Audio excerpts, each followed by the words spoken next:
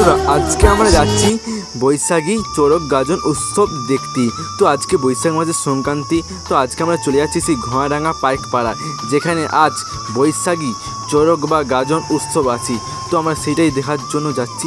আর এই দিকে খুব এই মেঘ ধরে গেছে, আকুল করে কালবৈশাখী মেঘ ধরে গেছি। তো বৃষ্টি আসার সম্ভাবনাটা খুবই বেশি, কিন্তু এই বৃষ্টি আসার আগে তার আগে আমার দিকে সেখানে পৌঁছাতে হবে, তারপরে যা হবে দেখা যাবে। আর এই যে মাঠটা, এই মাঠটা পেরিয়ে গেলেই তারপরেই সেখানে আমরা পৌঁছে যাব। আর আমরা এই দিকে তাড়াতাড়ি সাইকেল চালিয়ে ফোর্সে বৃষ্টি আসার আগে আমরা এই সেখানে পৌঁছে গেলাম। ওই দেখো, ওই যে লোক দেখতে পাচ্ছেন ওখানে চড়ক হচ্ছে। চড়ক শুরু হয়ে গেছে অলরেডি, অনেক আগে শুরু হয়ে গেছে, ধরে গেছে বলে তাই অনেক আগেই শুরু হয়ে গেছে। তো আমরা অনেকটা একটু লেট করে ফেলেছি, কারণ মেঘ দেখে আমরা ঘর থেকে বেরিয়েছি, ভাবছিলাম যাবো না, কিন্তু না চলেই, কারণ এই বৈশাখীর চড়ক গাজন শেষ হয়ে গেলে আর কোথাও আর চড়ক গাজন হবে না, তাই চলে এলাম। আর এমনিতেও আমাদের বাড়ির সামনে অনেকটা দূরেই হচ্ছে, তাই চলে এলাম একটু শখ করে দেখার জন্য। চলো বন্ধুরা, এবারে তোমরা সম্পূর্ণ ভিডিওটি দেখতে থাকো। বন্ধুরা, একজনের কাছ থেকে জানতে পারলাম যে এখানে এই বছর 17 জন চড়কে উঠবি, তাই একে একে পরপর 17 জন উঠে গেছে। মানে আগে অনেকগুলোই হয়ে গেছে, আর মাত্র কজন বাকি আছি। আর দেখো মাত্র কয়েক পাক চড়ক ঘোরাচ্ছে, তারপরে নামিয়ে দিচ্ছি। যার কারণ হচ্ছে মেঘ ধরে গেছে নি, সেই জন্যই কম করে 3-4 পাক ঘুরিয়ে নামিয়ে দিচ্ছি।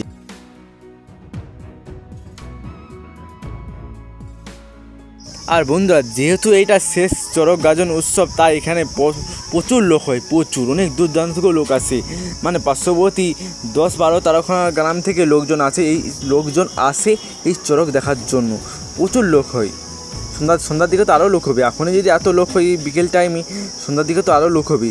আর এই দিকে কিন্তু খুবই একটা মেঘ ধরে আসে, কিন্তু বিদ্যুৎ চমকাচ্ছি, যদি মেঘটা কেটে যায় প্রচুর লোক হবে, প্রচুর। আর যদি বৃষ্টি চলে আসে তাহলে কিন্তু লোক হবে না। আর বন্ধুরা, এই মেঘের জন্যে চারদিক অন্ধকার হয়ে গেছে, তো হালকা হালকা অন্ধকার হয়ে গেছে, তার জন্য ভিডিওটা ভালো হচ্ছে না, মানে অন্ধকার হয়ে যাচ্ছে, ভিডিওটা ভালো করা যাচ্ছে না। বন্ধুরা, তোমরা এবার চড়ক দেখে নিলে, এবারে তোমার দিকে 4-5টা ঘুরে ঘুরে দেখিয়ে দিই। চলো তাহলে ভিডিওটা, সম্পূর্ণ ভিডিওটি দেখতে থাকো।